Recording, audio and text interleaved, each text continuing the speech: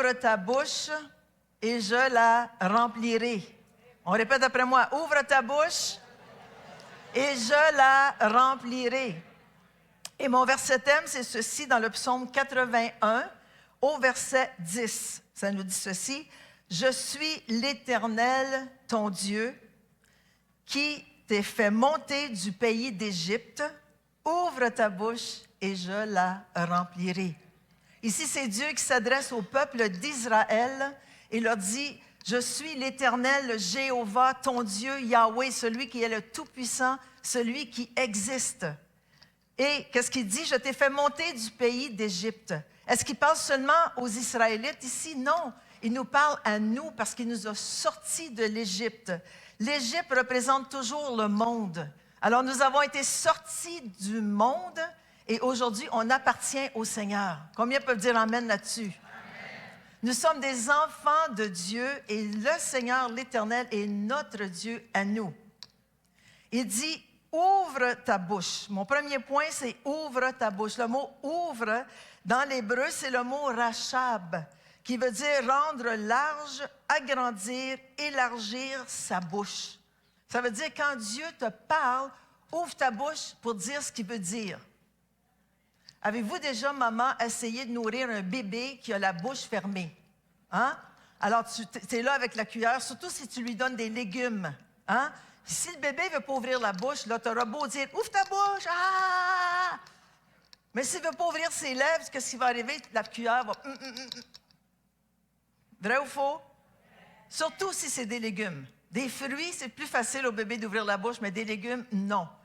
Alors, il faut que nous, les enfants de Dieu, on ouvre la bouche, qu'on l'ouvre grande, qu'on l'élargisse. C'est important d'ouvrir grande la bouche et de donner le contrôle au Saint-Esprit dans nos vies. Amen. Ce que tu dis n'affecte pas seulement toi-même, mais affecte aussi ceux qui sont autour de vous. Avez-vous entendu parler du réveil à Asbury? OK? C'est maintenant terminé. Ils l'ont fait du 8 février au 24 février. Mais ce qui est arrivé, je les associe hier, c'est qu'il y a eu une réunion, comme d'habitude, le mercredi matin, dans la salle ou dans la chapelle à Asbury, où les jeunes étudiants chrétiens se réunissaient. Et celui qui a apporté le message était un missionnaire. Et le missionnaire a dit, « Oh, j'ai vraiment manqué mon coup ce matin, c'est vraiment pas ce que je voulais apporter. » Il a parlé de l'amour inconditionnel, de l'amour qu'on ne mérite pas. Puis après le sermon, il est descendu en bas et il est resté dans la salle à peu près 18 à 19 jeunes. La louange a continué et les jeunes se sont mis à prier ensemble, se sont mis à louer le Seigneur avec l'équipe de louange. Excusez, ils m'ont donné un bonbon. Et ce qui est arrivé, un des jeunes hommes s'est levé pendant qu'ils étaient réunis ensemble. Puis il a ouvert la bouche et il a dit, « Je veux confesser quelque chose que j'ai sur mon cœur. » Il a commencé à confesser ses péchés et ses fautes. Alors, qu'est-ce que ça fait? Aussitôt qu'il a demandé, qu'il a confessé ses péchés, il a demandé à l'amour inconditionnel de venir dans son cœur, tout à coup, l'atmosphère a changé. Ils ont senti la présence de Dieu venir dans le lieu où ils étaient. Et comme des champignons, les jeunes se sont levés un après l'autre. Moi aussi, j'ai quelque chose à confesser. Moi aussi, j'ai quelque chose à confesser. Moi aussi, j'ai quelque chose. Alors, ce qui est arrivé, l'Esprit Saint est venu dans cet endroit et la puissance de Dieu est descendue. Et c'est comme ça qu'il y a eu un réveil qui a commencé. Les étudiants qui étaient là sont vite courus dans les classes. Venez voir ce qui se passe. Le Saint-Esprit agit dans la chapelle. Venez, venez, venez. Alors, les jeunes ont commencé à se ramasser. Puis, pas seulement qu'ils se sont ramassés, mais ils ont commencé à prendre leur téléphone cellulaire, puis ils ont commencé à mettre sur TikTok, mettre sur Instagram ce qui se passait dans la salle. Et savez-vous que le 15 février, sur TikTok, à cause que les jeunes ont commencé à écrire à propos du réveil, il y a eu 24 millions de views. Et en plus, le 18 février, 3 jours plus tard, 63 millions de views de ce qui se passait à Asbury. Alors, qu'est-ce qui s'est passé? Vous pensez, les gens venaient de partout, sont venus de partout d'Europe, des États-Unis, du Canada, les gens se sont ramassés. Une petite ville de 5000 personnes. Il y a 15 à 20 000 personnes qui se sont ramassées dans la première semaine. Pourquoi? Parce que les gens ont faim et soif de Dieu. Ils ont faim et soif de la présence de Dieu. Mais ce jeune garçon a ouvert la bouche grande. Il a avoué ses fautes. Et Dieu l'a béni. Pas simplement lui, mais tous ceux qui se sont levés après lui. Le Seigneur a béni, a transformé ce collège d'Asbury. Mais savez-vous que ce n'est pas la première fois qu'il y a des réveils à Asbury? Il y en a eu en 1905, il y en a eu en 1910, il y en a eu en 1970, le dernier réveil. Mais qu'est-ce qui se passe à ce collège-là?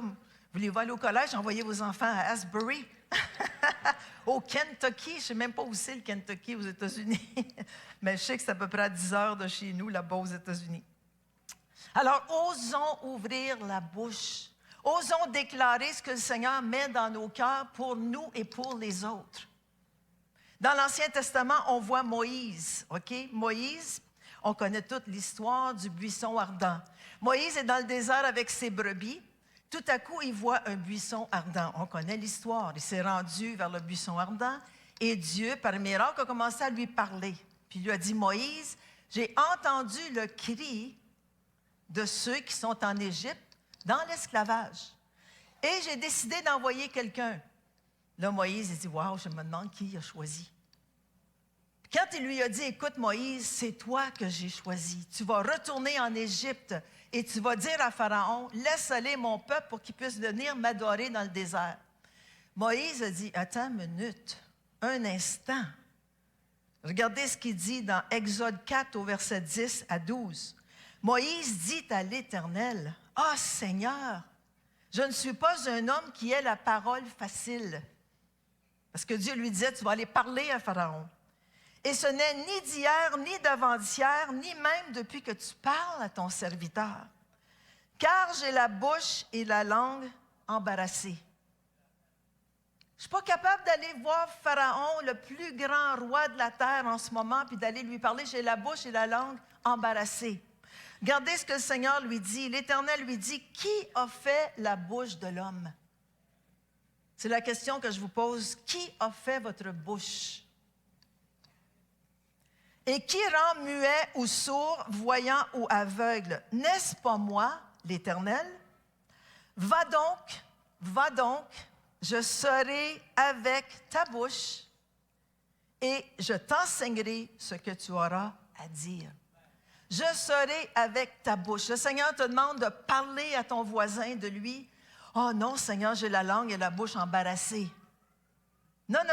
Je serai avec ta bouche et je te dirai ce que tu as à dire. Monsieur, tu te lèves un matin, ta femme pleure. Tu ne sais pas pourquoi. Puis les hommes sont un peu... Pourquoi est-ce qu'elle pleure ce matin? Va pas dire, mais qu'est-ce que tu as, chérie? Parce que qu'est-ce qu'elle va te répondre, c'est rien. Alors demande au Saint-Esprit, Esprit Saint, éclaire-moi, qu'est-ce que c'est que ma femme a? Donne-moi le discernement des esprits. Alors tu dis, Seigneur, viens parler à travers moi. Puis là, tu la prends dans tes bras. Chérie, qu'est-ce que tu as donc? Le Seigneur veut te bénir ce matin, dis-le-moi. Il y a une façon de parler à sa femme. Hein? Ou les femmes, vous vous levez le matin, puis votre mari n'est pas de bonne humeur. Qu'est-ce que tu as, chérie? Laisse faire. Demande au Seigneur, Seigneur, ouvre ma bouche, donne-moi le discernement que je puisse bien savoir ce qui se passe. Est-ce que tu as des difficultés au travail? Il ne répond pas. Oh, est-ce que tu as des difficultés financières? Il ne répond pas. Mais le Seigneur est là et te donne le discernement et les paroles qu'il faut que tu dises pour que ton mari s'ouvre. Allô, êtes-vous là ce matin? Au travail, ton confrère, ta consorte de travail est dépressive. Oh, Seigneur, ouvre ma bouche, que je puisse l'encourager, que je puisse lui dire que le Seigneur l'aime. Amen. Laissons le Saint-Esprit parler à travers nous. Regardez l'apôtre Pierre dans le Nouveau Testament, dans Matthieu 16. Jésus a ses disciples autour de lui, puis il demande à ses disciples, au verset 13, « Qui suis-je d'après les hommes? Moi, le Fils de l'homme. » Ils répondirent, les uns disent que tu es Jean-Baptiste. Pourquoi? Parce qu'il parlait de repentance. Les autres, Élie. Pourquoi Élie? Parce qu'il faisait des miracles.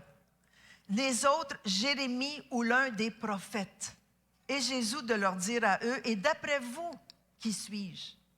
Leur dit-il. Puis qui a répondu? Pierre, Simon-Pierre, qui est toujours le premier à ouvrir la bouche. Hein? Simon-Pierre répondit, tu es le Messie, ou le Christ, celui qui est oint, le Fils du Dieu vivant. Jésus reprit la parole et lui dit, tu es heureux, Simon, fils de Jonas, car ce n'est pas une pensée humaine qui t'a révélé cela, mais c'est mon Père céleste. Alors, c'est ça de déclarer, d'ouvrir la bouche, de déclarer ce que le Seigneur met dans vos cœurs. C'est de le déclarer selon ce que le Saint-Esprit vous dit de déclarer. C'est ça la prophétie, c'est ça d'ouvrir sa bouche. C'est de Seigneur, mets dans mon cœur ce que cette personne a besoin d'entendre aujourd'hui. Et tu ouvres ta bouche et tu dis ce que l'Esprit te dit de dire. Amen, jusque-là, ça va? Deuxième point, ouvre ta bouche et je la remplirai. Qui va remplir notre bouche? Le Saint-Esprit. Qui a rempli la bouche de Pierre? C'est le Père céleste. Jusque-là, ça va? Remplirai, c'est le mot mala, qui veut dire être plein, consacré, complété et débordé. Permets au Saint-Esprit d'élargir ta bouche. Permets-lui de parler à travers toi. Déclare ce que le Seigneur met dans ton cœur. Osons ouvrir la bouche. Le Seigneur va la remplir et vous donner les paroles à dire.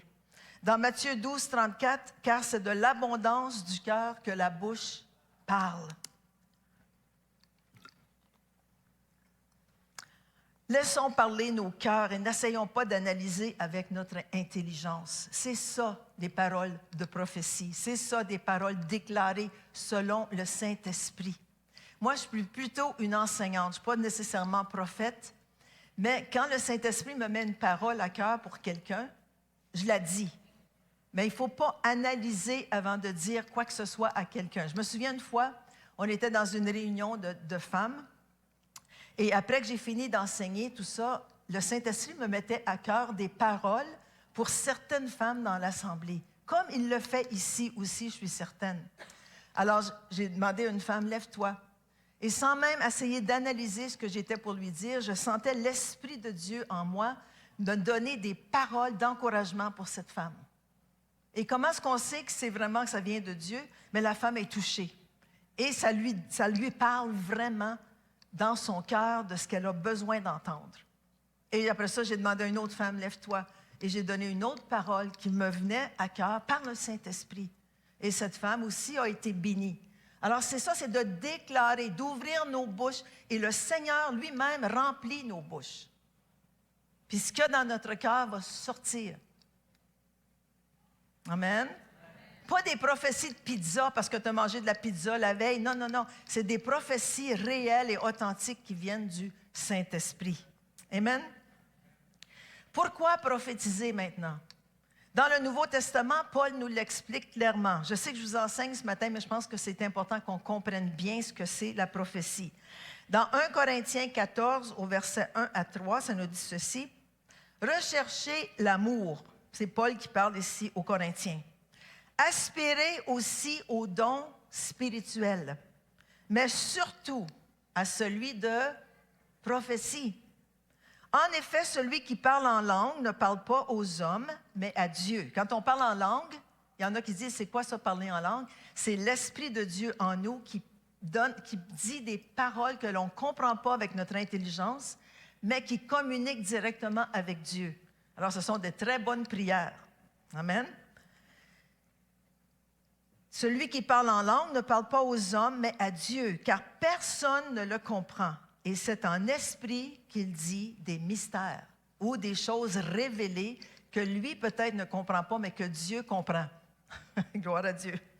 Celui qui prophétise, au contraire, parle à qui? Aux hommes et aux femmes. Il les édifie, il les bâtit. C'est toujours des paroles pour bâtir les autres, jamais pour détruire. Il les exhorte Des fois, il faut être corrigé dans notre destinée ou dans le plan que Dieu a pour nous. Et aussi, il les console. Combien de fois on a besoin d'être consolé? Ce matin, j'étais surprise de voir ceux qui sont venus, malgré l'apocalypse dehors, malgré la tempête. Amen. Mais vous n'êtes pas ici par erreur. Et je veux saluer aussi ceux qui nous écoutent par Internet.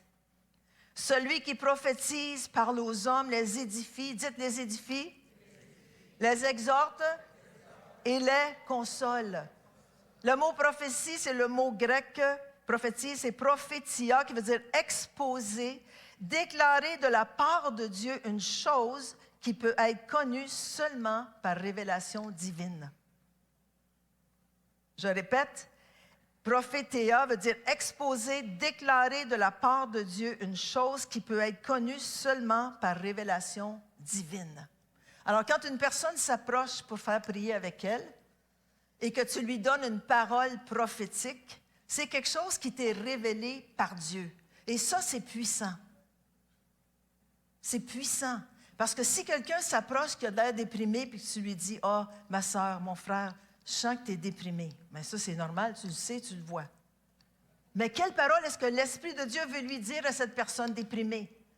Il veut l'encourager, il veut l'exhorter, il veut le consoler. Et elle ressort plein de joie. Pourquoi? Parce que c'est l'Esprit de Dieu, à travers nous, qui l'a consolé, qui l'a exhorté, qui l'a bâti. Vous comprenez? Amen. Alors, quand tu reçois une parole prophétique, déclare-la sur toi-même. Après que tu as reçu ta parole, c'est pour ça qu'on dit quand tu viens pour faire prier avec toi et que tu veux recevoir une parole prophétique, viens avec ton téléphone cellulaire. Mais mets-le sur record. Okay? Mets-le sur enregistrement. Et enregistre la parole qui t'est dite de la part du Seigneur parce que c'est puissant. Après ça, tu peux la réécouter. Ou tu peux l'écrire. Ceux qui aiment écrire. Tu peux la taper. Mais repasse cette prophétie. C'est important de garder les prophéties en mémoire, comme je vous dis, et s'en souvenir. Paul rappelle à son fils spirituel Timothée, dans 1 Timothée 1,18, « Le commandement que je t'adresse, Timothée, mon enfant, selon quoi? Selon les prophéties faites précédemment à ton sujet, c'est que d'après elles, tu combattes le bon combat. » Il faut se souvenir que Timothée était pasteur de l'église d'Éphèse, une grosse église, et que Paul probablement lui avait donné des prophéties concernant ce qui était pour lui arriver comme pasteur ou comme ministre. Qui savent que quand tu es ministre ou pasteur d'une église, le diable ne t'aime pas. Alors, qu'est-ce qu'il va falloir que tu fasses? Que tu combattes le bon combat. Il est en train de lui dire, « Hey, souviens-toi, Timothée, des prophéties que tu as reçues et combat le bon combat. Rappelle-toi de ce que je t'ai dit. Rappelle-toi que le diable ne t'aime pas. » Je ne sais pas si c'est ça que des prophéties, mais je devine à peu près. Rappelle-toi que Dieu est de ton côté. Combat le bon combat, selon les prophéties, les paroles qui ont été déclarées sur toi. 1 Timothée 4, versets 13 et 14, encore Paul qui parle à Timothée, « Jusqu'à ce que je vienne, applique-toi à la lecture, à l'exhortation, à l'enseignement. Ne néglige pas, ça veut dire ne mets pas de côté pas le don qui est en toi et qui t'a été donné, comment? Par prophétie, avec l'imposition des mains de l'Assemblée des anciens. » Alors, Timothée a été ordonné dans le ministère. Et comme on l'a vu souvent ici, quand on ordonne quelqu'un dans le ministère, qu'est-ce qu'on fait? On le fait venir en avant. Les anciens viennent prier avec, imposer les mains à cette personne. Et souvent, il y a des paroles prophétiques qui sont dites sur cette personne. Alors, ce sont des paroles qu'il faut prendre en note, relire, surtout quand on est dans le ministère, parce que le diable, comme je vous disais, ne nous aime pas. Alors, il va essayer de nous décourager. Mais quand on relit ces paroles d'encouragement, on se dit, « Wow, c'est vrai, Dieu est avec moi, Dieu est de mon côté, Dieu combat pour moi. Pourquoi est-ce que je serais découragé? » Non, la parole prophétique encourage, édifie, exhorte et console. Jusque-là, ça va? Un jour, j'ai reçu une prophétie. J'ai reçu plusieurs prophéties d'ailleurs, mais celle-là me reste encore dans la tête. Un jour, j'étais sur l'estrade comme ça. Excusez-moi. Puis un pasteur était venu à l'église prêcher. Puis il me regarde, puis il dit à la fin du service, ma soeur, la pasteur, la femme du pasteur, viens ici, j'ai une parole pour toi. Je dis, oh boy, qu'est-ce que c'est? Tu es toujours... Il dit, je ne sais peut-être pas les mots exacts qu'il m'a dit, mais maman. OK, j'étais jeune à l'époque, j'avais peut-être 45 ans. J'étais jeune. J'étais jeune. Il dit, maman. J'ai dit, OK, oui, je suis maman. Tu iras bientôt en Afrique, maman. Et tu prêcheras aux femmes. À l'époque, je n'allais pas du tout en Afrique, je ne connaissais pas l'Afrique. Tu vas prêcher aux femmes et ils vont t'appeler Maman Louise. Et tu vas être leur maman. J'ai dit, écoute, je suis un peu jeune pour être la maman. Hein. Alors, elle me dit tout ça, puis là, les femmes vont t'accueillir, puis ils vont t'accueillir les bras ouverts, puis ils vont t'applaudir quand tu vas arriver. Puis je suis là, oh, OK. Alors, ça me restait dans mon cœur, mais on n'allait pas à l'Afrique à ce moment-là. Quelques années plus tard, on est invités à aller en Côte d'Ivoire. Alors, mon mari et moi, on va en Côte d'Ivoire. Et la première chose, je pense que j'ai été invitée à prêcher une avance de femmes ou quoi que ce soit. La première chose qu'ils disent, « Et voici Maman Louise qui arrive du Canada! » Je dis, « OK, la prophétie est accomplie. »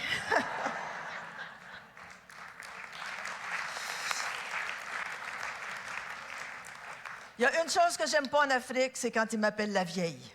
Ah! La vieille est ici. J'ai dit, pardon? Ça, c'est pas une prophétie que j'ai reçue, puis je veux pas en recevoir une. Alors, troisième point, attention à ce qui sort de ta bouche, à ce que tu déclares. Savez-vous qu'on parle beaucoup dans une journée? On a une journée de 15 heures, disons. Et les statistiques démontrent que dans une période de 17 heures, pensez-vous que les femmes parlent plus que les hommes? Combien disent que les femmes parlent plus? 3 femmes. OK. Combien disent que les hommes parlent plus?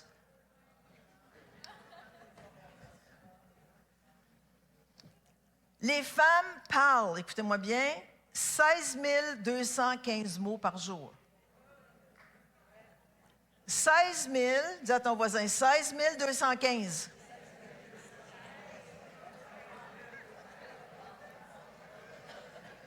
Il y en a qui vont dire, c'est beaucoup. OK, arrêtez de parler, ça va faire 16 300, quelque chose. Les hommes parlent. Ah, tenez-vous bien. 15 669 paroles. Ouh!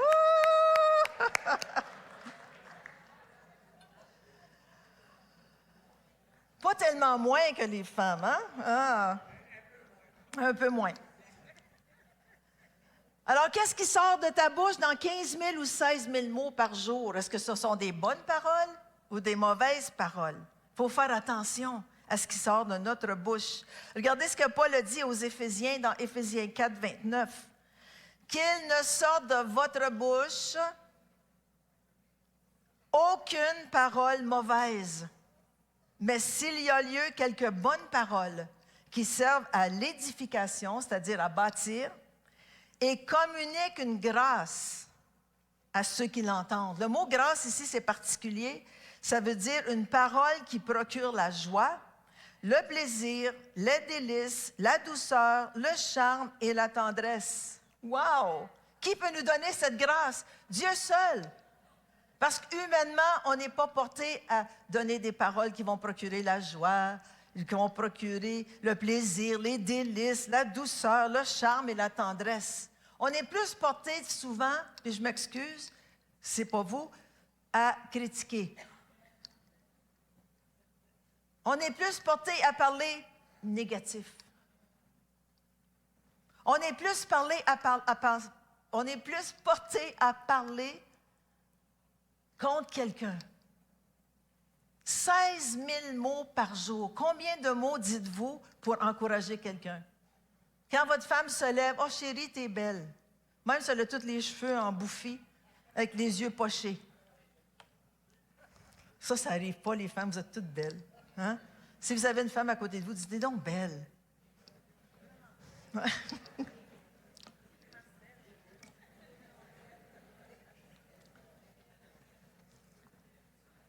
Est-ce que ça fait du bien de recevoir une belle parole comme ça? Est-ce que ça vous fait du bien, les femmes? Votre mari, c'est la première fois dans une semaine qu'il vous dit que vous êtes belle. Est-ce que ça fait du bien?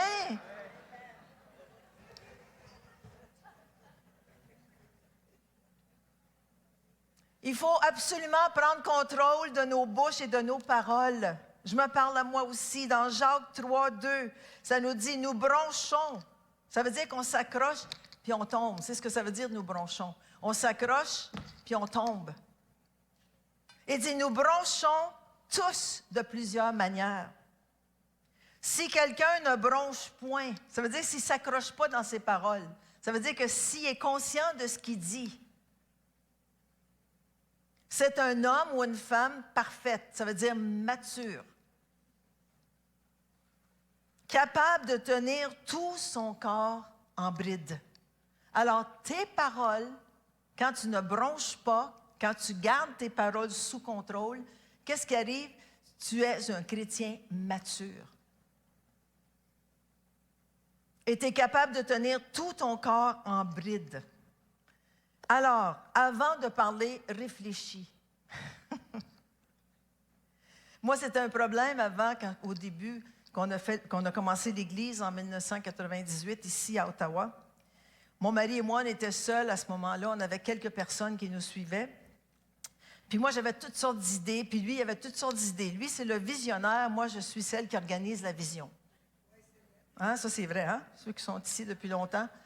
Lui, il a la vision, puis il dit, « Oh, on va faire ça, on va faire ça, on va faire ça. » Puis moi, je dis, « Mais comment est-ce qu'on va faire? Il faut organiser tout ça, hein? » « Non, non, non, non, on va faire une grosse croisade en quelque part dans un stade. » « Oui, mais comment est-ce qu'on va organiser ça? »« Oh non, il n'y a pas de problème, le Seigneur. » Je lui ai dit, « Le Seigneur, c'est qui? C'est moi? »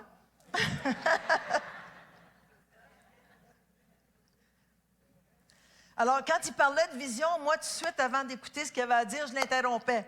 « Oh non, non, ben moi, non, c'est pas ça que je pense. Non, non, ça ne marchera pas. Ça... » Jusqu'à ce que le Seigneur me dise, « Wow! Wow! » Puis lui, il me le dit, il parle pour le Seigneur. Il m'a dit, « Tu ne me laisses jamais finir mes phrases. » Puis c'est vrai. Parce qu'on était en plein dans l'organisation, puis on voulait que ça avance. Puis lui, il avait une façon de penser, mais moi, je pensais d'une autre façon. Alors, il me reprenait, puis il disait, « Louise, il faut que tu arrêtes de me reprendre comme ça. Il faut que tu gardes tes paroles en bride. OK? Il faut que tu gardes, il faut que tu contrôles de tes paroles. » J'ai dit, « Oui, c'est vrai. » Alors, j'ai dû me repentir de ça, puis d'essayer d'écouter jusqu'à la fin ces phrases. Et ça a réussi, j'ai réussi, puis on a réussi à faire quelque chose de bien. Vous en êtes la preuve.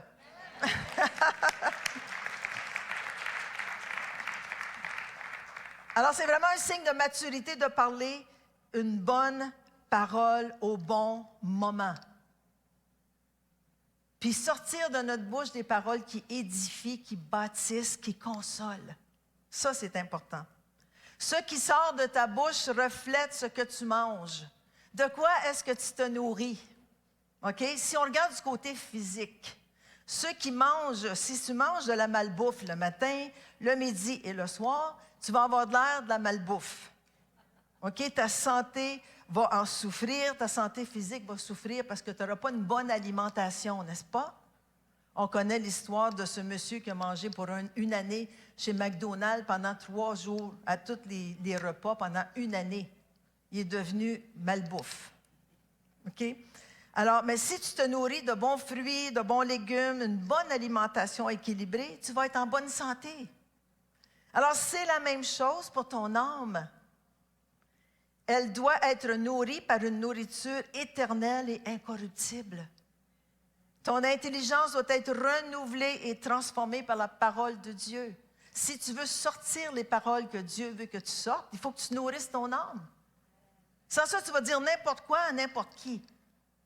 C'est pas ça d'être un chrétien mature. Un chrétien mature, c'est quelqu'un qui se nourrit à tous les jours de la parole de Dieu et qui laisse sortir de sa bouche ce que le Seigneur veut qu'il laisse sortir.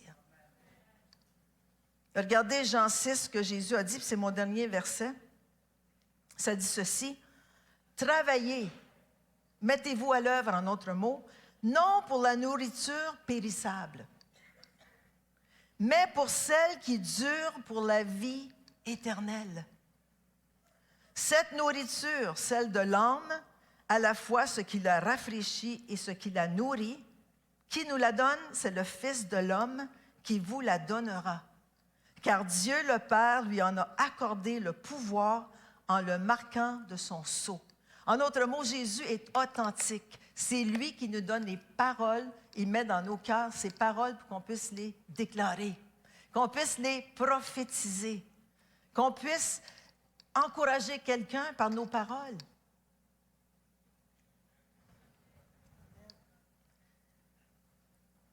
Qu'est-ce que tu prophétises sur toi-même? La vie ou la mort? Prophétise la vie à voix haute pour que ton intelligence la saisisse. Tu sais, quelquefois, on est dans une situation, puis on ne sait pas trop quoi dire. Mais prends la parole de Dieu qui est en toi et commence à confesser la parole de Dieu pour ta situation. Et confesse-le à voix forte. Pourquoi? Pour que ton intelligence la saisisse. Parce que si tu fais juste dire « Je déclare que je suis en bonne santé. » Non, je déclare que je suis en bonne santé. Le diable ne me volera pas ma santé. Car Jésus, tu es venu et par ta meurtrissure, je suis guéri. Qu'est-ce que ça fait? Ton âme le ramasse, ton intelligence le saisit et tu commences à y croire.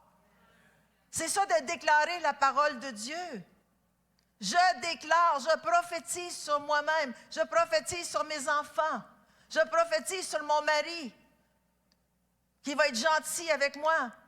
Amen. Je prophétise sur mon professeur d'école, je prophétise sur mon patron qui va me donner une augmentation de salaire. Dites-le à voix forte. Où? Mais pas à ton travail. Dis-le dans ta douche, quand tu prends ta douche. Oh, merci Seigneur, je déclare que je suis rempli de ton esprit. Dans ton auto, quand tu t'en vas au travail, déclare. Ce que tu as lu ce matin, le Seigneur est mon berger, je ne manquerai de rien. Seigneur, tu es mon berger, je ne manque de rien. Mon compte de banque est rempli. Je parle à mon compte de banque que tu es rempli.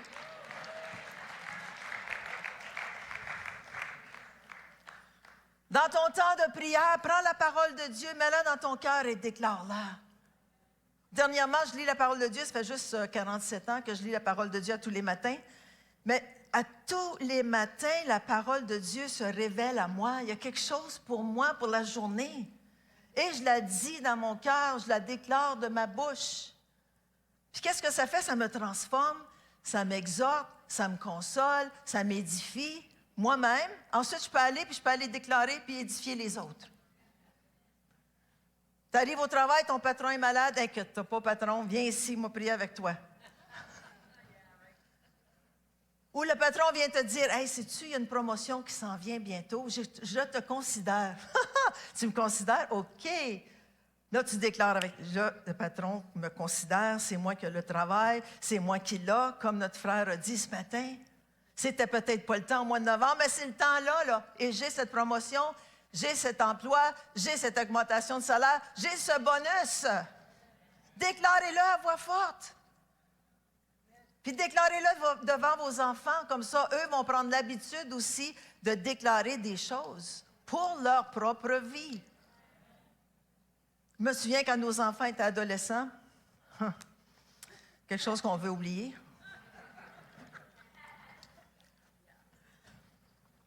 On priait sur leur lit, sur leur tête d'oreiller. Seigneur, ce sont des hommes de Dieu. Ce sont des hommes qui vont te servir. Puis à ce moment-là, ce n'était pas le cas. C'était vraiment pas le cas. Mais on a déclaré de nos bouches, on faisait des actes prophétiques, on mettait nos mains sur leur tête d'oreiller. Quand ils vont mettre leur tête sur cet oreiller-là, Seigneur, tu vas les toucher, tu vas les bénir, tu vas leur parler. Parce que ce sont des hommes de Dieu. On n'a pas mis des crétins au monde, on a mis des chrétiens au monde. Amen. Woo! C'est ça qu'il faut s'habituer à sortir de nos cœurs, de nos âmes, ce que le Seigneur nous donne comme révélation. C'est important. Prophétisons selon la parole de Dieu. Déclarons des choses selon la parole de Dieu. Oh, je suis malade, je ne serai jamais guéri. Non, je prophétise et je déclare que par ces meurtrissures, je suis guéri.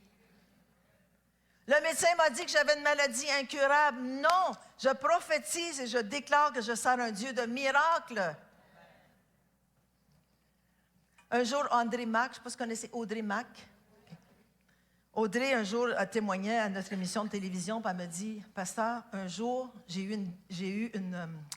le médecin m'a déclaré que j'avais le cancer des os. » Ça fait plusieurs années de ça. Elle dit, « Je ne l'ai pas dit à personne, excepté mon mari et mes amis chrétiens qui croient comme moi, qu'on ne peut pas déclarer ce que le médecin dit, mais il faut déclarer ce que la parole de Dieu dit. » Alors, pendant des mois et des mois et des mois, j'ai déclaré la guérison, j'ai déclaré le miracle. Mon mari aussi déclarait avec moi. Puis finalement, au bout de plusieurs mois, complètement et totalement guéri. Mais elle ne voulait pas le dire à ses amis qui n'avaient pas cette foi, la même foi qu'elle. Alors, attention à qui vous donnez à qui vous dites quoi que ce soit. Il faut que ce soit des personnes qui ont la même foi, qui ont la même déclaration que vous. Sans ça, ça fait des contrastes. Amen? Ou je n'ai plus d'argent, je suis pauvre, mon compte de banque est vide. Non, je prophétise sur mon compte de banque. Je prophétise que j'ai l'argent nécessaire. Ou une femme peut dire, oh, moi, je n'aurai jamais de mari, je ne suis pas assez belle. Non, non, non, tu es une beauté. Amen? Tu es belle. Le Seigneur n'a jamais rien fait de pas beau. Amen? Ou je n'aurai pas de mari, ou je n'aurai pas de femme. Non, tu es une créature merveilleuse et le Seigneur prépare quelqu'un pour toi. Un jour, j'ai eu une prophétie pour une femme, justement, qui cherchait un mari. Puis, elle me disait toujours, « Ah, moi, je suis rendue vieille. » Écoute, elle avait peut-être 40 ans. C'est pas vieux, hein? 40? C'est pas vieux. Elle me dit, « Oh, j'aurai jamais de mari. À l'âge que je suis rendue, mais j'aimerais ça en avoir un. » J'ai dit, « Es-tu sûre? » As-tu vraiment prié là-dessus? Elle dit, « Oui, oui. » Elle dit, « J'aimerais ça avoir un mari. » Alors, on s'est mis à prier ensemble, on s'est mis à prier. Puis le Seigneur m'a donné une vision. J'ai vu comme une porte entrouverte, et de l'autre côté, c'était noir, mais je voyais une silhouette d'homme. Alors, je lui ai donné ma vision. Elle était là, oui, oui, oui. Je le prends, c'est mon mari, il est là derrière la porte. J'ai dit, oui, oui, tu as juste à ouvrir la porte, puis il va rentrer, il va sortir. Mais croyez-moi, d'ici 1 mois ou 2, elle avait quelqu'un dans sa vie, puis ils se sont mariés pas longtemps après. Alors, pourquoi est-ce que le Seigneur m'a donné cette parole? C'était pour l'encourager. Non, tu n'es pas trop vieille. Non, le Seigneur a quelqu'un pour toi. Alors, chaque parole prophétique que l'on déclare de la part du Seigneur, c'est une parole pour nous encourager, nous édifier, nous exhorter et nous consoler. Amen.